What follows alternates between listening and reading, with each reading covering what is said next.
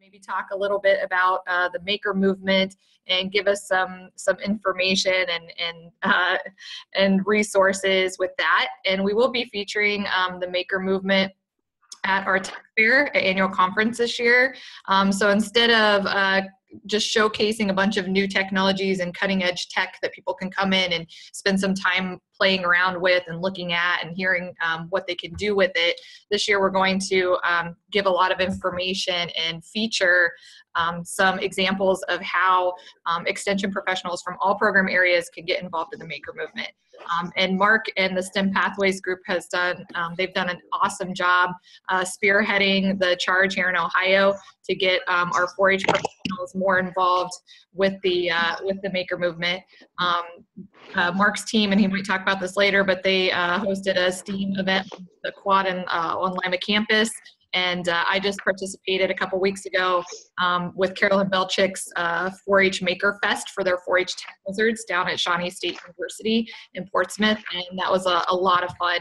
And we had some great experiences with that. So with that, I think I'll turn it over to Mark if he's ready to go.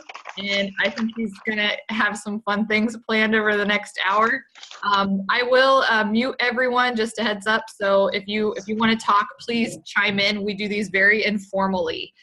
So if you want to add something, if you have a question while Mark's talking, please feel free to interrupt him. You have my permission to interrupt him as often as you want to and ask your questions. We like to have back and forth dialogue during the entire hour during the coffee break. So that's what we encourage. So, and if you want to, you can feel free to stick questions and comments in the chat box too. So I will hand it over to Mark. It's all yours, Mark.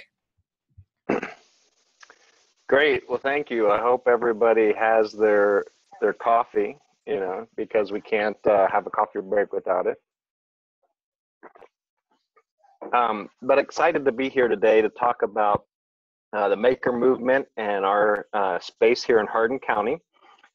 Just to give you a little background, Hardin County is located in Northwest Ohio. Kenton is where our office is located.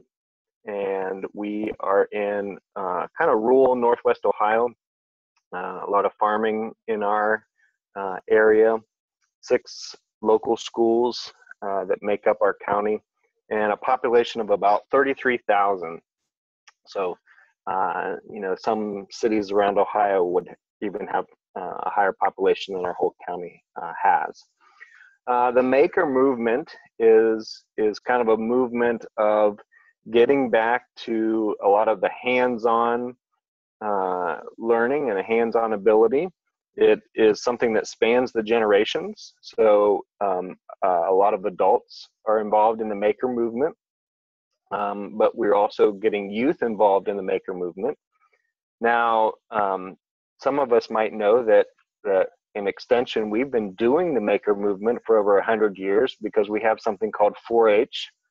And of course, 4-H is always about learning by doing and hands-on learning. And so we've been doing the maker movement. This is maybe a new buzzword across the nation. So it's really about how do we connect a movement that's going on, taking advantage of that movement and showcasing what we've been already doing in Extension, because we've really been about hands-on learning, whether it be with 4-H or our other program areas. And actually, that's the foundation of where Extension began, was that demonstration learning and bringing that to the population, to the residents. So the maker movement is big in large cities. I believe it was founded on the West Coast. San Francisco hosts one of the largest maker fairs, and so you will see that maker fairs pop up throughout the year in various cities across the United States. October just hosted the World's Maker Fair in New York, and so it's not just a United States thing, it's going across the world. But and so Maker Fair is an actual, you basically are paying to use that name. And so we've used in 4-H terms like Maker Festival. We used STEAM on the Quad for the one that we did here in Northwest Ohio at the University of, or OSU Lima branch campus. We partnered 3 counties and had a Maker Festival. And really the goal is that kids just had a day of hands-on learning. Some of the faculty came out and showcased things that they were teaching on a college level, and brought out different experiments that kids could test and try. But it's really that whole idea, and especially in Ohio, we might be familiar with Maker, even looking at what COSI does. That it's just that hands-on learning where kids can play and touch and do, and they're not penalized, by any means for trying or doing. And really, the whole thing about Maker is there's not many instructions. It's the idea that you're creating, you're building. So some people might build a giant T-Rex and take it to some of these festivals. Others are doing things. I've been to a Maker Festival in Minneapolis, and they had somebody doing horseshoeing and forging and rock carving. So it's not just about technology, although there's a lot of technology that can be involved with programming and people tinkering with circuits. A lot of the things that we hear nowadays with the Internet of Things has basis in the Maker Festival, because people are designing things that work with our phones, that work with everyday objects like our maybe it's our refrigerator or our doors, our garage doors, and are connecting these pieces together. So, sometimes they would think inventor would be another word. In rural North America, we would call these people tinkerers. These are the people that just like to go out in the shop, like to fabricate, and maybe it's something that broke off their combine, and they found a way to make a new one, and without necessarily going out and buying the parts, and so they tinkered to do that. They may not see themselves as makers, and so it's our job, I think, in Extension to try to connect the dots and even help that intergenerational aspect with that. So just to open it up, I guess, is there any questions about how the movement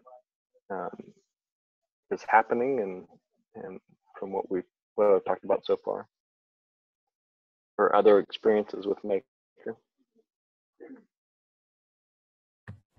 I'll chime in here. So I went to my first big Maker Fair, large scale Maker Fair in July in Detroit, which is one of the larger Maker Fairs in the country. And Danae came too, and we brought our kids, and Danae brought her husband, and we spent the whole day. Well, Danae was there for the entire weekend, walking around and just looking. And I was really familiar with what Maker Fairs are, but until you go and you experience one, it's sometimes hard to see the applications for all of Extension. But it really is just about on the entrepreneurial spirit. And that's a lot of times the groups and the clients that we work with. And so when you go and you experience a Maker Fair and you see the people that are there and what they're creating, it's just so obvious. Like it's like a light bulb goes off, and you can start to see the obvious tie-ins with our work. And it really isn't just about 4-Hers and kids and getting them to make things with junk, even though that was part of what was at the Maker Fair. It's so much more than that. So I just wanted to share that we had that experience too, and we would love to take a larger, OSU Extension delegation up to Detroit next summer and let other people experience that for themselves too. And I know we had tried to get a group together from the STEM Pathways group, Mark, and over the summer. It just didn't work out. So it would be great if we could do that this year. And I will put a plug in for the mini Maker Fairs that Barnes and Noble hosts, because I'm sure Mark was going to bring this up. So sorry, I'm stealing your thunder a little bit. So the Barnes and Noble stores usually have this mini maker fair that they started last year, last November, and not every Barnes and Noble store does this, but a lot of them do around the country. It's this weekend, and it just depends on your store whether they're going to host for the entire weekend or a couple days. But they'll bring people from the local community in who are doing really cool things and are makers themselves. And then you can just show up and see what's there. Last year I went to one in Dayton, and it was pretty cool. They had some Wright State University students there to show what they've been working on. Then they were very tech heavy, so they were working with programming Arduinos to do really cool things, and they were showing the kids and everyone else there how they were doing that. But then they also had some inventors that were there that prototype everything using 3D printers. And one inventor actually, well, he was just an engineer that worked at Wright-Patterson Air Force Base and prototyped his own 3D printed models just for the fun of it, and inventions for the fun of it. And so he came and brought all of his inventions. And he actually has gotten connected with some of our extension folks in the Montgomery County office, just because, you know, I was there and met him and talked to him, and he was really interested in some of the things that we do in community development and also 4-H. So not just going and seeing what's there, but also making those connections and networking with the folks that participate and showcase what they're doing at the Maker Faire is very worthwhile as extension professionals. So you may want to, I'll find the link and put it in the chat box, but you may want to check it out, and if you have time this weekend, and see if your local Barnes and Noble store is going to be hosting one. So I'll stop talking now. Anyone else have other examples of things that they've seen with the maker movement, or things that they're doing or heard about, maybe even in other states?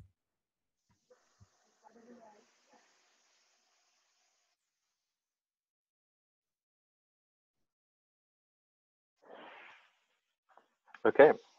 Well, you know, the Barnes & Noble thing is coming up tomorrow, so it's good timing for this webinar to have that opportunity to be able to go. And whether you have kids or not, it's just neat to be able to see what kind of things people are doing. The hard part is, for me, our closest Barnes & Noble is an hour and a half away. So again, going back to our rural population, even though these things are happening across the nation, and Barnes & Noble was hosting these mini maker fairs, which is just a small scale. The larger ones maybe have 200 to 300 exhibitors or makers that are there showing off, where the Barnes & Noble ones are really geared towards, you know, bringing in people every hour maybe, and showcasing different high schools or different colleges or different people that are doing maker. We had the opportunity, I guess we moved out of the courthouse 4 years ago into a new space. The new space was larger in some sense, in that we had a nice large parking lot, but we had a small conference room that we had that only held about 8 to 10 people. The rest of the office space was mostly cubicles, and those cubicles were in one large room that we shared with another kind of agency. So we always had the awkward times of the cross chatter, and we could hear what their clientele were saying, and our clientele could hear what was happening on the other side. So really not ideal space. But we, you know, liked, it was all on one level. There was some outdoor space we could use. So we tried to embrace it as best we could. Well, through some downsizing and some relocating, the other agency moved out. So now we had an opportunity for this space. And the hard part was the commissioners were getting revenue for this space. And we wanted it, but we kind of wanted it without having to pay rent for this space, because the commissioners were already covering our rent for our side of the room. But it would be a loss of income for them to to lose the rent from the other agency and just give us that space. But we really needed a meeting room. And so rather than just say, hey, we need a meeting room and we think you should give us one, we tried to come up with an idea or a plan to say, what would it look like? What would the classroom of the future be like? What would Extension need to move us into the future? One thing I have gotten tired of hearing the last 4 or 5 years is when clientele call in and we say, it's on the web, or do you have internet? Because we can tell you where to go on the web. Well, essentially we're training them, even they may be using our extension resources, but we're training them, hey, go on the web. I know we have this county office here, but everything's on the web. The forms are on the web. You can get this on the web. Join the webinar, so you don't even have to come. So I started to see, are we potentially losing our county identity, or losing that ability to have people come to our office? And a lot of the older generation would come to our office, maybe still to ask questions, bring a bug in, something like that. But the younger population was not going to do that, because they are going to go to the web anyway. So how do we take this maker movement? How do we take where we're heading in the future? At the time, I was also a part of the conversation of the future of extension that we were having with the 100-year celebration. So we wrote this proposal to gain the space, and we talked about different ways we could use the space, how we could open it up as a teaching space for other county agencies, how they could do webinars here, how businesses and industry could host trainings here, and how it could go from a me space or a space that's just internally used by our office to a we space, a space that is used by the whole county, and the county takes advantage of that. And so wrote that proposal, called the space the Spark Lab, because we said we wanted to spark the imagination, or spark the interest of our residents in Hardin County. And then what we said too is this could be a destination for other extension professionals to come teach in, that our office could then be kind of this hub of innovation, kind of an innovation center, is what our hope was in the midst of a rural population. So we wrote that, we got the space, and that was about it. We had space, we had folding tables that we then set up, and it still kind of looked like our traditional any traditional meeting room and extension, except for the fact that we wanted to change the purpose of the room. So wrote an e-extension grant that was about innovation. They had innovation grants, and got a grant that allowed us to actually fund and put some technology and some equipment in the space that helped it convert from kind of just the meeting room that we had talked about to the space of innovation, a space of a future classroom, a space where we would have access to technology, and so would the county. And so you can kind of see behind me here this interesting pattern on the wall. So our first summer, we've had now the Spark Lab now for 2 summers, so about 1.5 years. And our first summer, we had interns, and we got permission to paint our office. And so we wanted to make a feature wall. And so the interns had kind of come up with that they were going to do that, and I had given them permission to do that. These were college interns. And then I went on vacation, and they said, is it okay if we do the wall, this week? And I said, that's fine. Painting was not my thing. Technology is more my thing. And so go ahead, do the painting. And this is kind of what we came back with. So this, even the space breeds creativity. When you look at the wall, it's bright and it's engaging. None of the lines cross. They're all just different intersections. And so it also helped define our space. It's not branded. It's just vibrant colors. In fact, it came from one of our, we have some different lounge chairs and things that we got at a sale that the university had, and so the pattern actually came from the inspiration from one of those chairs.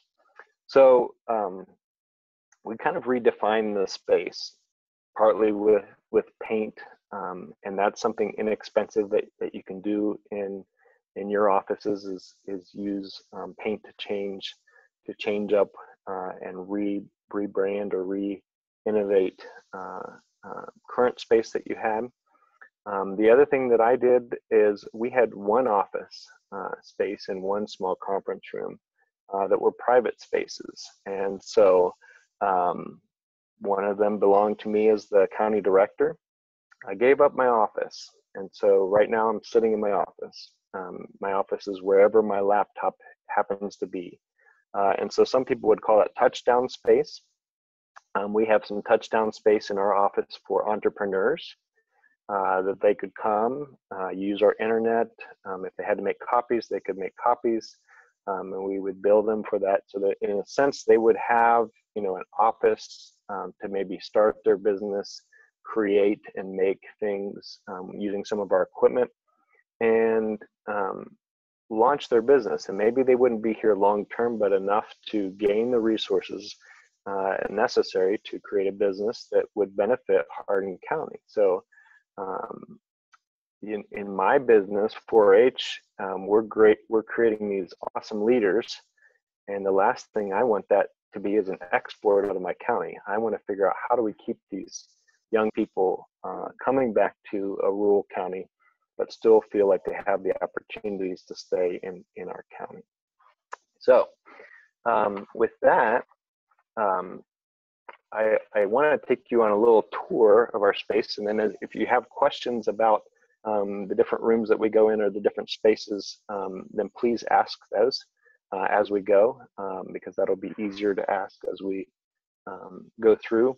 Hopefully this won't change my connection too much. I'll try not to move really fast so that you're not getting seasick or whatever by watching the webinar. But first thing I'll do is kind of show you the rest of this room. This is kind of our open lab space.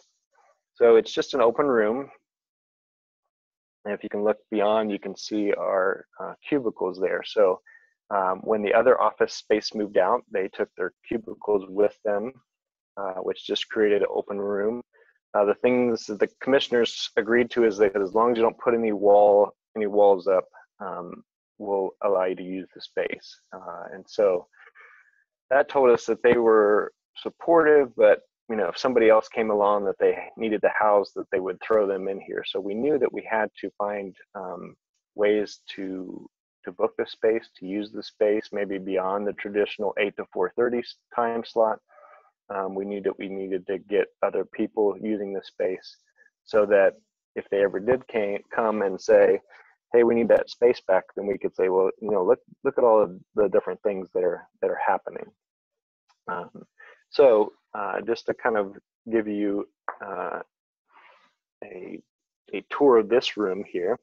So here we have just some lounge chairs and furnishings.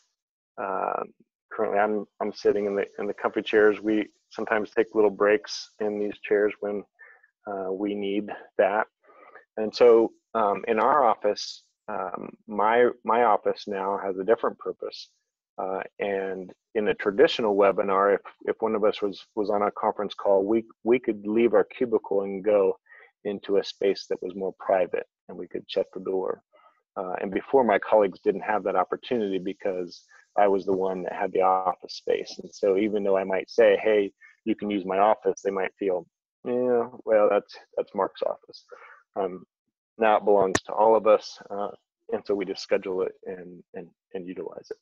So in this big space, this is now kind of our programming space, our open space. And so we use this for a variety of programming, whether it be camp counseling or meetings. The thing that you will see around the room is these TVs. We have 4 televisions LED televisions that also connect to our projector, which is at the front of the room. And so the same thing that is on these screens can be on the screens around the room. So we have taken the direction of having the professor or the teacher always in the front of the room, and we've now made it so that the front of the room does not exist anymore with our space. So we were able to teach, we were able to walk around the room, we were able to go from place to place, and they can see that. If we're doing a PowerPoint, for instance, our advisor training, we can turn one of those TVs towards us, and we can be able to almost see as if it's a monitor, and be able to face our audience and walk around the room and still see our presentation, and not feel like we have to look back at a screen. So that's one of the things that we did. Sometimes we will then take our tables and we will put them around one of the televisions. And the TVs also have the ability to allow people to plug and play their own devices. So whether they be Apple or PC, or whether they be Android or Apple devices, they can take their content and work in small groups around the televisions and share with each other something. And so the two inputs, one allows all the TVs to be 5 of the same thing, and the other way is it allows it to only show for the small group of people around that television. They could showcase just what is for their group. So for camp counselors, they bring their own devices and they use those around the TVs when they do their small group planning, and they type all their notes up. We've gone away from paper agendas for our meetings because we can put the agenda around the room and type in within the agenda. We can type our meeting minutes, and so by the end of the meeting, we have both not used the paper, and we've had the ability to do that with technology. The other thing that we have with the front of the room is this is a whiteboard, but it's actually just projected onto the wall. And so we can change this wall to a whiteboard surface. The projector up here creates that as a whiteboard, and we can draw and write on that and then send that to the printer. So you can do brainstorming things that we would do on a marker surface board. This way we could do it with technology and brainstorm with a group of people, and then still print it off and take it to have for notes there. The other thing, we got a second grant that allowed us to change our furnishings from the desks or the tables that were folding tables, the heavy ones that we all lug around with all of our programming, and the folding chairs that we had, and we went with chairs that are rolling chairs. You can see this chair. Okay, chairs that then fold up, wheel around the room, and they also nest in each other. Let's see if I can get that.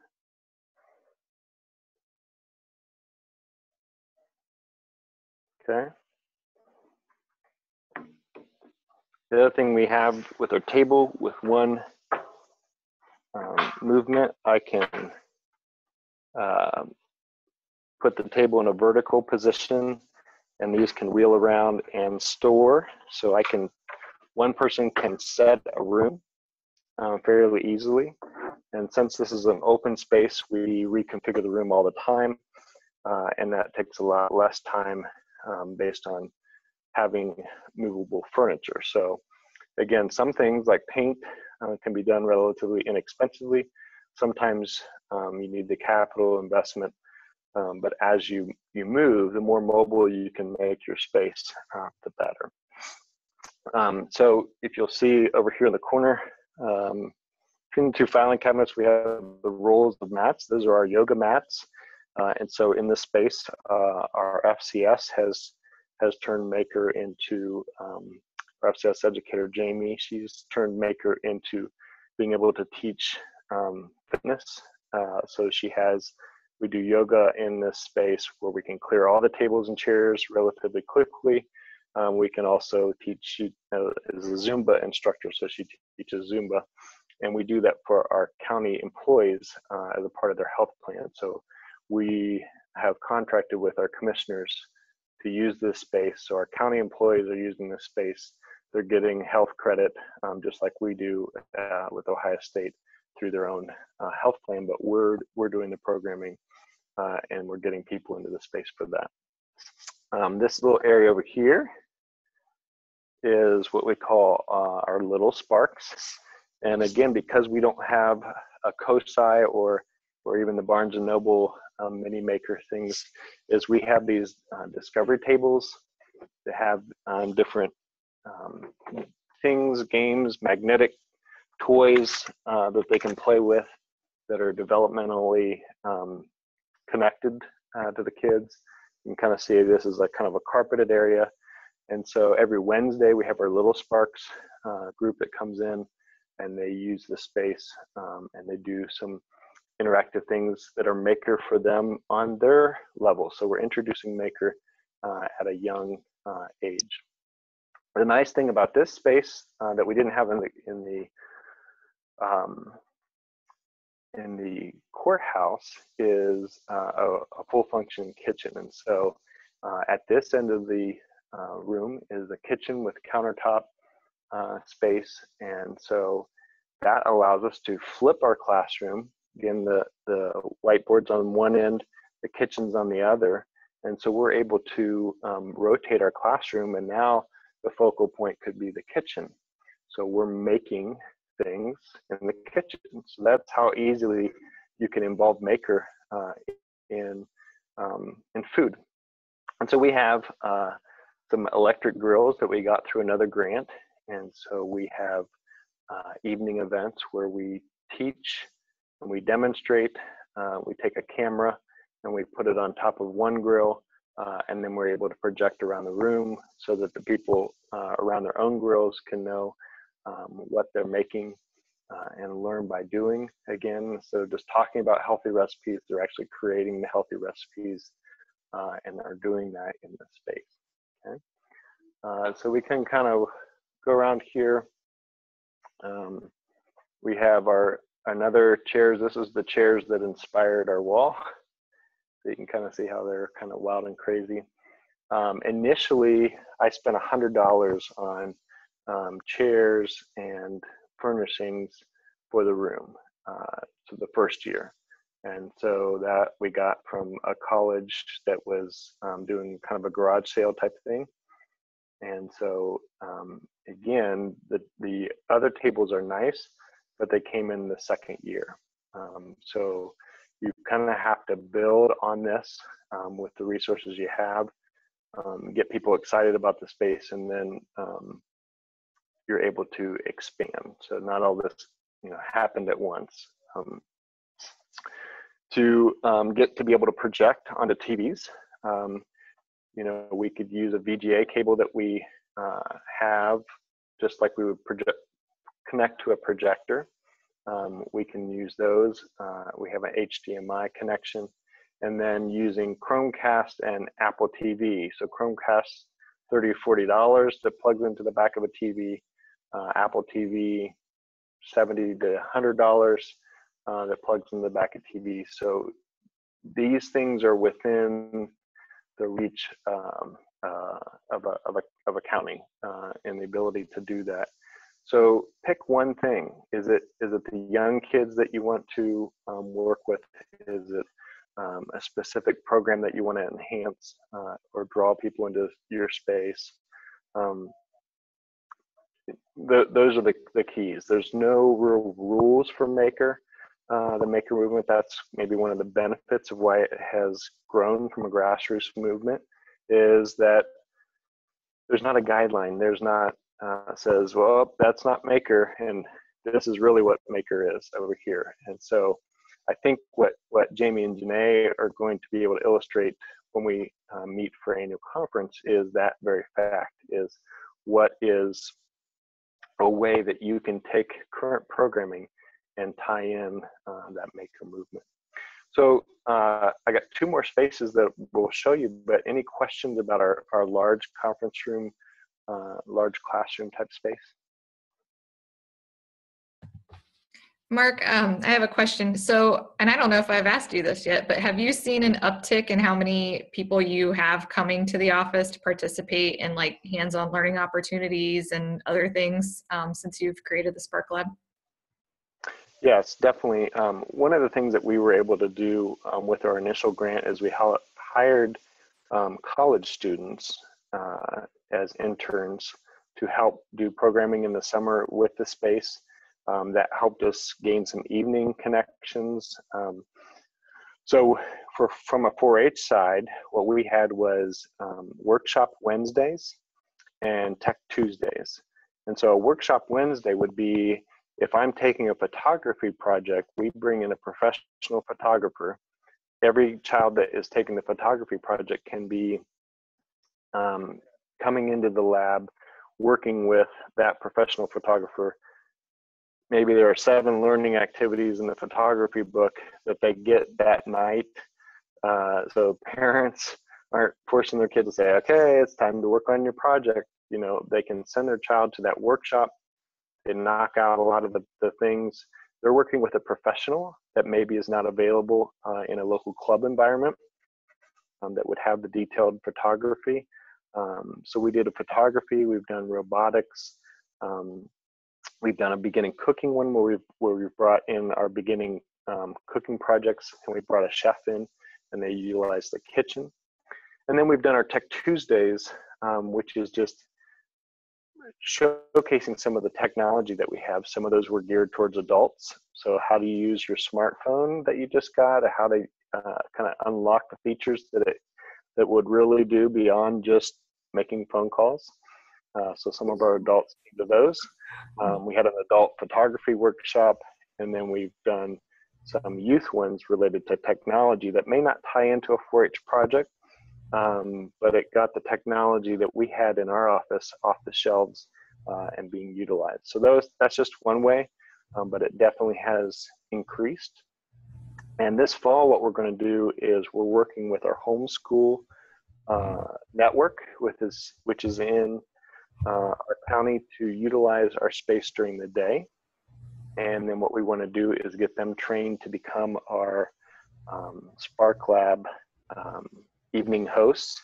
So once they're trained on the equipment, once they're trained on the space, that they could come in, and maybe on Tuesday nights, we could expand our hours and allow people to come in and use things like the 3D printer, or use things, the equipment that we have. So it's just not sitting idle. And so those are just some of the ways that our traffic has increased. Hey, Mark, Mm-hmm. what is there always an extension staff person there when it's in use? So right now, mostly, that was what gave us the advantage of having the interns. A lot of times, if there was an evening workshop, they might be the one that were there. So in that case, they were. We had some clubs that started utilizing our space, and for that, we trained our 4-H volunteers to how to use the technology and equipment. And once they were trained, then they got to utilize the space for their club meetings. So with our 4-H clubs are probably the group that we would let use it using a 4-H volunteer. Otherwise, yes, there was a staff member present. So you have to kind of weigh what you're giving access to and what you have available, and also probably the setup of your office. How can they just get access to a certain room? Are there ways to lock other things down? So you kind of have to look at all those aspects of your specific space. Well, my concern was it always gets brought up of liability of facility, coming into the facility. And, when we're present, that things are covered more, because as a staff, we're there. That was just my question and concern of whether the commissioners are opening it up or working with you on that, or maybe you just haven't got to that point. We haven't really got to the regular evening hours. So if we're using it, our community group wants to use it. So far, we've been taking turns as a staff, kind of making sure that there's somebody here that's kind of present. Okay. And then do you see or have the ideas of how agriculture can be involved with this more in FCS? I mean, you've shared the FCS portion, but right. How is the agriculture pieces fallen in? Okay, so there's two ways that we've involved agriculture. I won't take a trip outside because I don't want the internet connection to maybe drop, but we've done some fence gardening. There's a company that we got another grant that uses what's called woolly pockets, and these little containers that fit on a fence and allow you to grow vegetables in a vertical sense instead of a horizontal. So that has led for some demonstration purposes. Our master gardeners utilize this space. Garden clubs, who are not necessarily all master gardeners, have come in and utilized the space from an educational perspective. And then in the winter time, where the ag piece is probably most tied in is when we've had either the ability for like the beef webinars or the sheep webinars, is we're able to then showcase those here in our office on the big screen. The other thing we would have the ability to do is if we hosted a state specialist in our office, the ability to beam that out to others. So both of those things. It's probably a little slower moving with the ag world, simply because a lot of the things that you do in ag you have to go out to. So it's primarily in the winter time. We have our current ag breakfasts that are being done somewhere else. And so because we have the kitchen, because we now have the space, we're looking at, is there a way to bring those ag breakfasts into our office, having our staff or our homemakers or others work to put that breakfast on, and then they would have a bigger connection to our office and the specific space. As we get different tools and things, we'll start to see more agriculture maybe coming in to use the tools in our Maker Lab. One tool that I'll show you guys next is our video lab, and Farm Bureau recently used that. You know, they did the filming out in the field of the different equipment and their different programming, came into our office to do the production of that video, and then utilize that at the fair as their promotional video. That was all done without cost to the Farm Bureau. They used our equipment to get the video footage, and then our equipment to do the video production. So a couple ways that ag has been involved.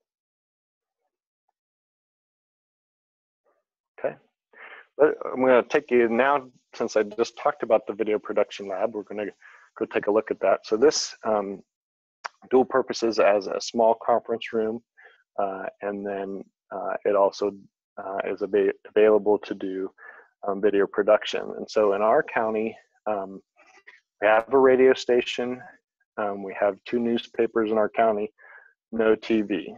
And so we've had businesses use this to create commercials for their business that then they can put online to promote their business. We've had our Chamber of Commerce use it to create promotional videos for their events and their promotion of our county.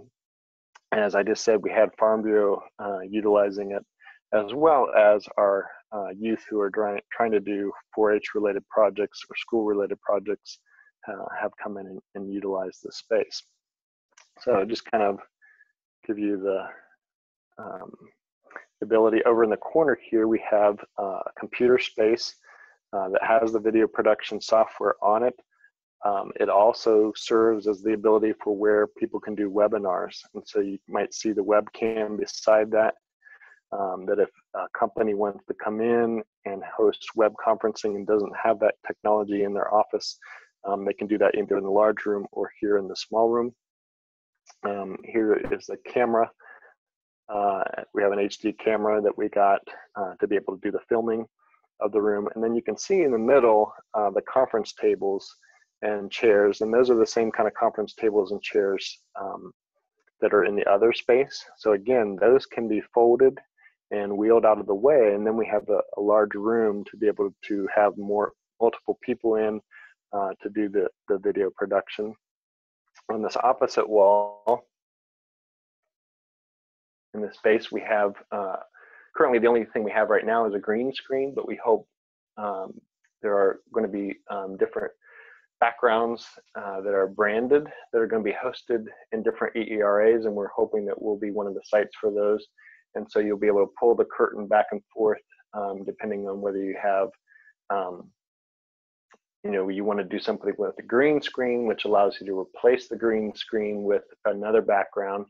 And that's what some of our companies have used to do their commercials, is they'll film themselves in front of the green screen and then put their businesses or put their product behind them in the green screen. When we're able to have the branded background, we'll be able to do more as a staff to have teaching and recording instructional videos that people can watch on demand and do that from this space. And then this we've kind of outfitted in Buckeye. So this one is kind of a branded room, even down to some old school technology of film and reel from back in the day. So again, this is a smaller space, but now available for both our staff to use as a space for webinars, small meeting, and film production. So we also try to make rooms have, it's not the who, but the what. So what takes place in the room, not who resides in that room. So having multiple purposes for different rooms will allow you to not, if this was just a video production lab and was only used an hour a day, then it would be kind of difficult. Now, hopefully, as it takes off, it will be used more and more. The video lab was in this other space that used to be my office, and because it was utilized more, we flip-flopped it and put it in with our small conference room. So we've had to do some flexibility and keep changing things as we find different ways that we're using it. And so it's always a work in progress. There's never anything that is kind of set in stone. We've been able to make changes and have the flexibility of doing that. Okay, any questions on the video room before we go over to our next space? Okay, I feel like Mr. Rogers, come on with me. We've got 10 minutes, Mark. Just want to give you a heads up. Okay, sure. So the last room, again, used to be our video room. Now this is our actual maker room. And so this was an office space. So we're going into the dark side here. So in this space, just more of an open room, you can kind of see we've tried to take the pattern of the other space and duplicate it here. Different quotes along the wall, again, things that can be done inexpensively. In the corner over there, you'll see a 3D printer and scanner. So this is now what we're calling our maker room. So the idea here is that people can utilize this room throughout the day and eventually in the evening. Primarily because this is harder to do with a large class. So if I have a 3D printer with 20 youth out there and it takes at least a half hour to print one of their designs, they're not going to be very patient waiting, for 10 hours for all their designs to finish printing off. But if somebody has a prototype that they want to design and print, they can come and use the space as an entrepreneur. If they want to utilize it to do a school project or to print a design that they've made, they'll have access to do it kind of more on a one-on-one. So kind of like a lab space. Hey, Mark, again, with our FCS. We had a question in the chat. Have you had any problems with career centers or schools or anybody else in the community saying that they're supposed to be the ones doing that work?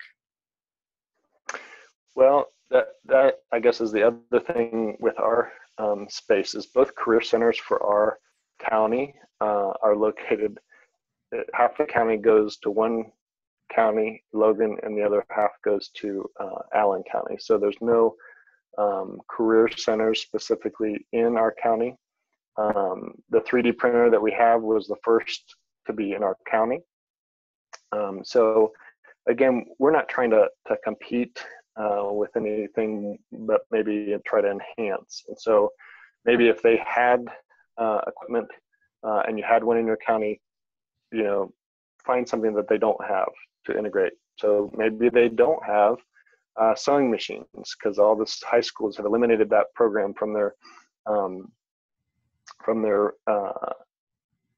areas. So that is something that we now have, that these sewing machines are, one is computerized, one is a serger. I'm learning all these other terms. But then youth that are doing their sewing projects can come in, or we can do some different things. There's some technology that can be sewn into outfits. So we kind of combine the sewing and the technology here. So we have that and a little supply area for our sewing. And then on this side, we have kind of our little circuitry area where we can do some Arduino programming. There's soldering irons and wood burners. And the idea there is kids can create, but then eventually it can be something that entrepreneurs can use to create things like that. One thing that we'd like to get for this space, and I kind of haven't found the right one that I'm looking for, is a laser engraver to be able to do some intricate cutting and things. So a 3D printer you basically just have a platform and you're printing something from the ground up. The laser cutter engraver takes a solid object and carves around and takes away material to do that. So we want to be able to have both abilities there. Then over here, just we've had some things that we've gotten, some tablet computers, some iPads, and so we have a charging station here where they can use those. And then finally, we just keep our Lego robotics kits in here as well. So that this space can be a space that can be used, or we can bring this equipment out into our other room. So this is another space that we sometimes use. There's a phone in here. People can bring a laptop in here, and this can be another space for a conference call when it's not being used as maker. So trying to have multiple uses for all the different things that you can do. Okay, we're almost out of time. Yeah, any final questions for Mark, or any questions about the maker movement in general? I wanted to let everyone know, if you didn't notice, I put several more resource links in the chat box, so you can check those out if you want to. Go ahead and pull them up so you have them for later. We'll also make sure that we put that in the put all the links in the blog post when we get the recording up from today. There's the link to the Horizon report, which eXtension just published a couple weeks ago. It mentions maker spaces as an issue that we need to, or opportunity, I should say, that we need to tap into within the next year, just because it's still considered a little cutting edge. But if we don't get involved with it right away, it could definitely be a huge missed opportunity for extension, and we'll miss the boat. So Makerspaces is mentioned in there several times, as is 3D printing and other things that are tied into the maker movement. So you may want to check that out. And then there's also Paul Hill, who did a 1-year e-extension funded fellowship focused on the maker movement and how extension could get involved. His final report is there, linked to that, and also a live stream that he did on YouTube about a year ago with some Utah State University educators on how they've gotten involved in the maker movement and how everyone else can get involved too. So that video is in there too. And I'll think of anything else that needs to go up with the video link from this morning, and we'll get that up on the blog post once we make this available for everyone. So last call for questions. Yeah, I think mainly, we're open to hosting people that want to bring their offices or come check out the space. I'm also available if you want me to come to your office, because the other thing is that you're not going to duplicate necessarily what we're doing. You might get ideas, but your space is going to be unique to your county. The key thing I guess I'll leave you with is, going back to how do we make our extension offices a destination so that it's a hub, a learning hub, that people always say, go to the extension office because they have this, which is the latest and greatest in these different program areas. So that we can kind of, instead of riding the wave, we're kind of helping create the wave and be a part of that across the nation. And one of the great opportunities for extension is to actually help makers in your community come together and collaborate and work with one another. And like Mark said, provide that destination for them to go to work together and to learn new things. And while they're there, there's other programming that we do in extension, obviously, and hopefully they'll be interested after you can build that relationship with them. Because they really are not organized right now. That's why it's such a big opportunity. There's a gap there with getting these folks together and getting them working together and learning from one another. And that's something that extension does very well, is bring people together to learn together. So that's why we really want to focus on it this year during the Tech Fair annual conference, and give people some really good examples of, hey, this is stuff we're already doing around the state. We just need to frame it differently so we can get this audience and this group of clientele interested in getting involved with extension and working with us. And I think extension will benefit from working with this group as well, definitely. So thanks, Mark, so much for taking the hour and showing us around the Spark Lab. And I hope everyone enjoyed it today and learned something new. We are not going to have a coffee break in December, since the annual conference is the week after, but we'll start back up in January and have some more people guest hosting so we can learn about things that are going on around the state that's cool and innovative and cutting edge. So please let us know if you have any feedback from today. Otherwise, we will see everyone at annual conference in just a few short weeks. Coming up quick. Yeah. All right. Thanks, guys. Thanks a lot, guys. Weekend.